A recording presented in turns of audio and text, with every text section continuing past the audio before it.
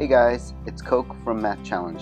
In order to add a little more pizzazz to my content, I'm going to change it and introduce Trader Joe recipes while still introducing epic math problems. Stick around till the end to get the solution to this problem.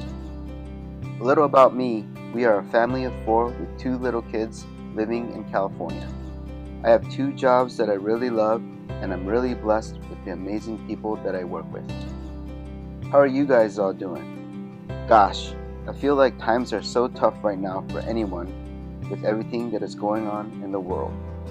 There are days that I really feel like just giving up, but we keep on grinding. Cheers to all the grinders out there. Moms, dads, everyone out there that just keeps on going. You are really amazing. I'm hoping I can share small but happy news, positivity. At the end of the day, the memories and journeys are what we all live for. So we have this group, guys at my work with little kids all around the same age, and we're like the so-called daddy-o group. I can tell you, we probably have no clue where the best restaurants are in town, but we can tell you exactly where the best playgrounds are at. One of my daddy-o coworkers was telling me about taking his family to Legoland in San Diego.